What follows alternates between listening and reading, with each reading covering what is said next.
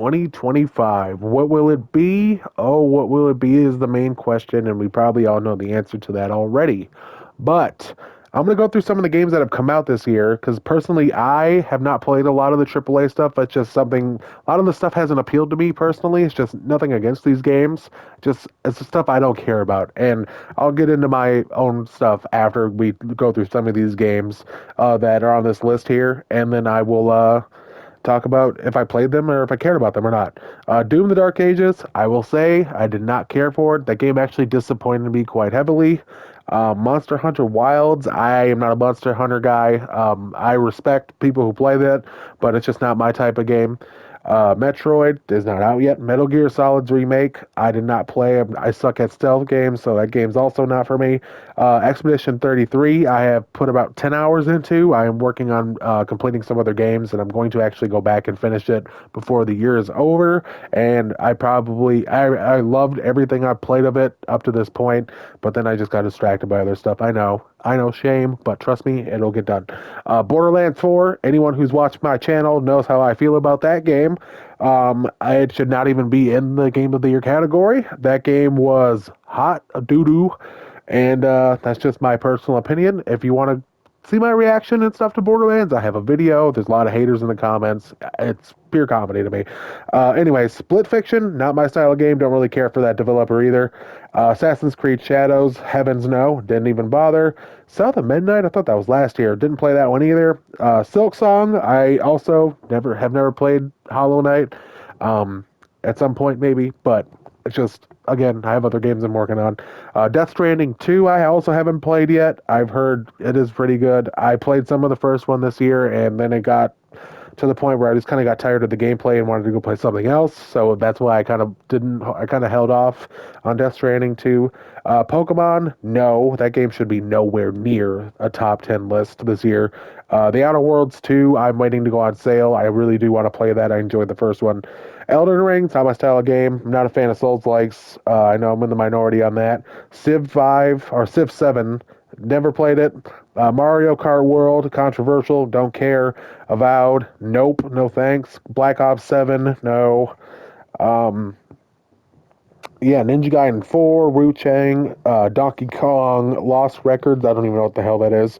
Like a Dragon Pirate Yakuza I played, I went through a phase last year of playing the Yakuza games, like a Dragon, Infinite Wealth, and the newer one that just came out, and I started playing Pirate, and then I just put it down and never went back to it. I do want to keep playing it though. Dying Like the Beast, I also haven't played yet.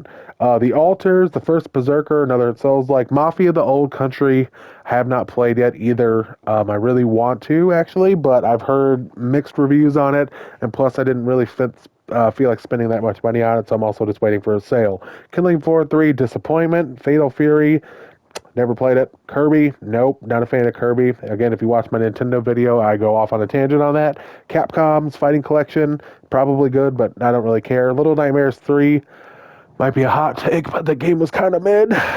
Tony Hawk's Remake won't be in the list. Arc Raiders, that's kind of come out of nowhere, so you know what? I'm polling. I already know I think Expedition 33 is going to win Game of the Year this year, and there's probably no exception. That game really hasn't had much competition. Arc Raiders, though, for a multiplayer game, it is cool to see. It is cool to see. I'm debating on buying it. I just don't know yet. Something's holding me back from wanting to play that. Citizen Sleeper 2, maybe in the comment section, let me know. Maybe you guys might enjoy me playing Arc Raiders. I don't know. I might give it a shot. I haven't decided. Citizen Sleeper, never played it. Adamfall was buns. The Elder Scrolls Remaster won't be on the list, but I will say that from what I played of it, I really did like it. Battlefield 6, I don't know now. The community kind of got toxic really fast on that one, but maybe I don't know what it is with the bro shooters, man. Especially Call of Duty versus Battlefield. It's a war since multiplayer gaming's basically popped off. Anyway, the fact that Madden's on this list. But here's my thing. And now I'm going to get into kind of my personal games that I personally really like, because a lot of them were on the list. Those were like a lot of the triple A's. But what about the games like Ball Pit and Clover Pit and Schedule 1 and Peak and Repo And the list can go on and on of all these banging indie games that have, I personally, hot take, I think I've played more indie games, and we will see when my PlayStation does the whole, breakdown of what I played throughout the year for 2025. I played more hours of Balatro this year than I think of any other video game that has come out this year. Like, I put 70 hours or 80 hours into Borderlands, but then I got Ball Pit, which I think I'm at about 30 plus hours on it now, and I just can't stop playing it. And that's even with just now recently getting into Fortnite. I know, old guy getting into Fortnite in 2025. But I guarantee, I really, and it's not going to happen because it'd be crazy and it would probably destroy the industry. But how cool would it be to see like an indie game just come in and win Game of the Year this year? And I was never a big indie game, and I have just like realized because this is what I and a lot of people have this same sentiment. It's most of the time you're spending $70 for these cutscene simulator games with horrible, boring gameplay or not really inspiring gameplay to want you to keep going, and you're just doing these mundane tasks that you're just like get to a point where you're like, why the hell am I doing this? And then you want to go play something like Ball Pit here, which I'll play actually start playing again because now I don't have to look at the list. Um, where I could turn it on, I load it up, I pick my character, and then I'm off to war, battling these tiles. So I don't know why it is so difficult for other for I don't know why it's so I don't know what it is. I haven't had a triple A game like grip me this year in the same way that a lot of these indie titles have. And that's not even including like the Power Wash Simulator 2 and the Water Park Sim game that came out, which was a lot of fun. It's just, I don't know, man. I just enjoyed a lot more indie stuff this year, and it's kind of shocking considering used to be mostly a AAA gamer.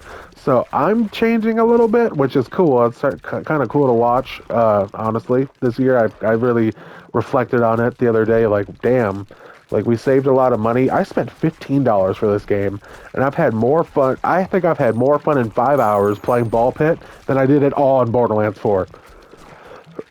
So you're getting more bang for your buck. And I haven't even played some of them, like Clover Pit I haven't been able to play. Also, Mega Bonk I haven't been able to play. Like, there's so many good indie games. And that's not even including the horror ones. So, like, man, it's just, I don't know. And I'm hoping next year's better. Like, can we please, I'm so sick of getting the trailers for all the cool games. And then it's announced 3 years later. And you're just like, but what am I gonna do till then? That type of thing. So I don't know. Just I'm getting back into a habit of playing older games too, and I was like, I think I'm getting to that age where a lot of the new shit just doesn't resonate, and I am just hopeful that a new game will come out that blows my mind. But 2026 should be a good year. If Grand Theft Auto 6 decides to come out, we have Halo coming to PlayStation, so that's already 2 games I'm anticipating. And then whatever else comes out, you know? So yeah, that being said, guys, let me know what your game of the year is. Now, I know Expedition 33 is going to win game of the year this year. It will. Now, my personal game of the year this year, I hate to do it, but I'm not going to answer that question yet. I'm not going to answer it. We will do that in December probably, when I could really like think about it. Like, give me a couple of weeks to really really think about it, because there's just I played a lot, so I have to go look at my list of games that I've played and really like narrow down like hours and like thinking back to the enjoyment and all that type of stuff. So, all right, guys, if you have a game of the year already, now a lot of people are going to pick Expedition 33 again. Now I'm going to try to go beat that game. So then within a couple weeks, maybe I'll just go, yep, that's a no-brainer. That's literally what's in my head right now. So like, if I go beat Expedition, everything that I could possibly think about doesn't matter because that game will take the game of the year. So I will see if that's what happens. But again, I've liked what I've played of it so far, so we'll see what happens, like I said. But that being said, guys, I'm going to get out of here. I will see you all in the next video. Peace.